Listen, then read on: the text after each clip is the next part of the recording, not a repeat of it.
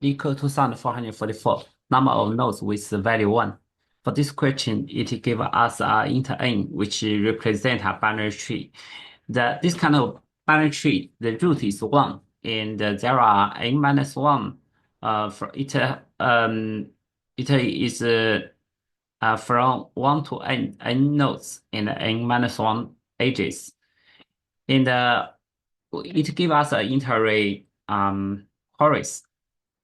So the things that you see the parent of a node with label v is the node with label floor v divided by 2. For example, 2, its parent is 1, 3, its parent is 1, and 4 divided by 2 is 2, 5 divided by 2, the floor is 2. In there are some queries. For those query, we say it is actually flipping. For each query, it is flipping. For example, a node with all of these subtrees to a different color. So let's say originally those kind of trees are all labeled as 0, so that is blue color. And then query 1, that means all of the nodes on the trees with root 1 will change to color red. That is actually changed to 1. And query 2 means then the next step, the subtree with root 2 will flip to 0 again. And 5, those kind of subtree with node 5 is flipped to 1. So it asks what's the total number of ones after the flipping. So we'll say actually for this question, the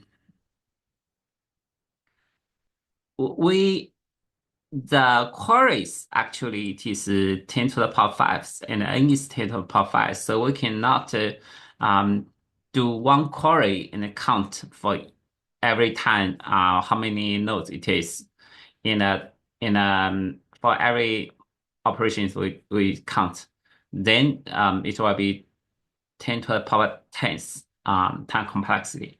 So what we're thinking about is that because we can put those kind of queries into an array to one operations.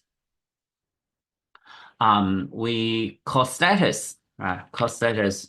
So status equals new int and plus 1.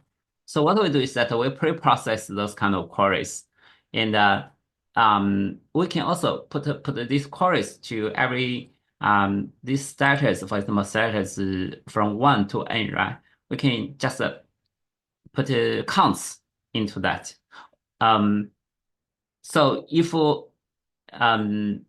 so for every nodes, we know it's a subtree how many times it flips. But for flip, it has actually we don't need to do the count, right? Because we just need those kind of operations is just XOR operation. It is 0 or 1. So what we can do is that for every query, right? In queries, what we do is that we just have status Q. We can just use the XOR equals to 1, right? Then we do DFS to from the root to its leaves. For when we do DFS to this kind of tree root, right, or node, root node, and we have this status. This status means under these nodes, how many times it flips.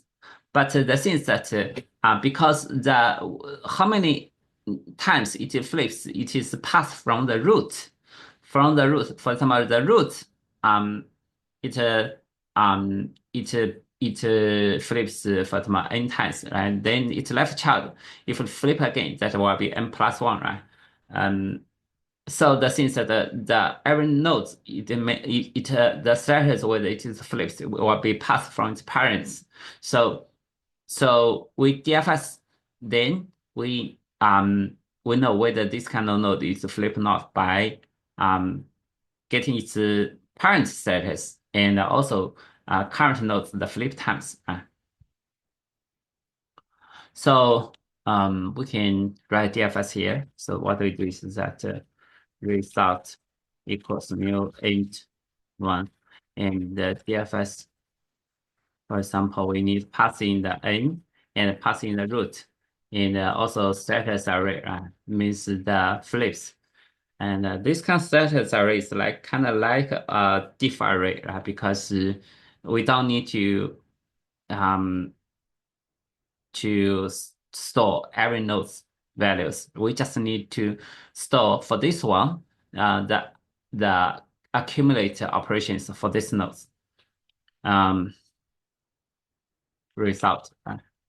Then when we DFS to this node, whether it is flipped, we'll pass in all of the values from the root to its parents. In the end, we just return result 0.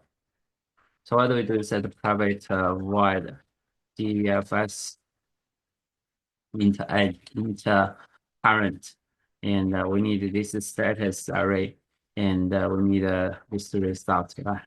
So if current is greater than n, right, we need to terminate. Then what we do is that our status so our status should XOR with its parents. But since that it is possible, this is root, right? So if this is root, what we do is that we'll say if parent equals down equal to 1, right? Then we're going to have status parent x or equal to status parent divided by 2, right? And now this status will represent whether this node is flipped or not, right? So we'll have result 0 plus equal to status parent. And also we need to do its left child and right child DFS. That is n to multiply current, and this is left child first, and the result in the DFS n to multiply current plus 1 and the status result.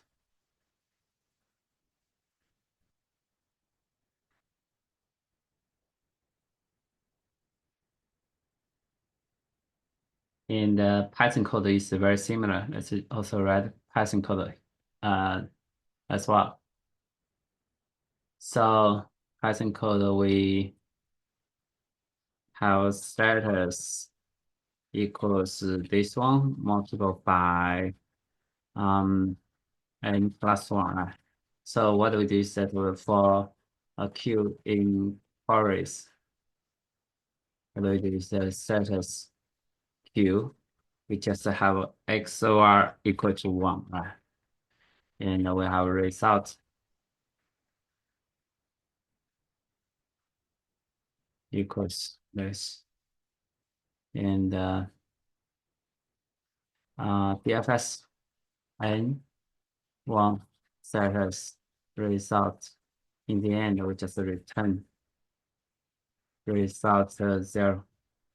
That's define the DFS. So for the DFS, we need an n parent and the status and the result. What we need is if parent is greater than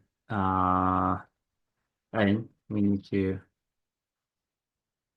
return, right?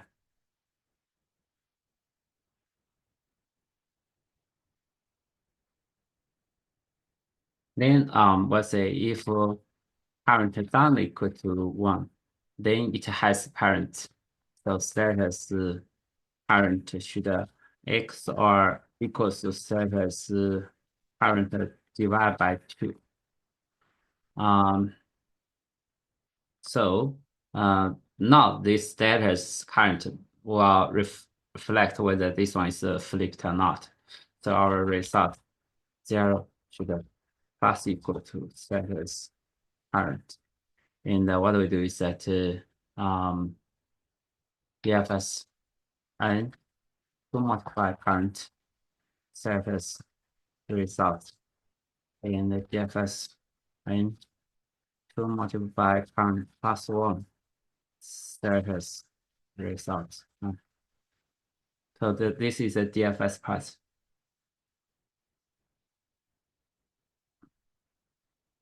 So because we iterate every node once, right? So this is if there are n nodes, so this kind of DFS is O(n) operation, and we process the query. For example, this query will have m more times queries. That is O(m), right? So that is O(n) plus m time complexity.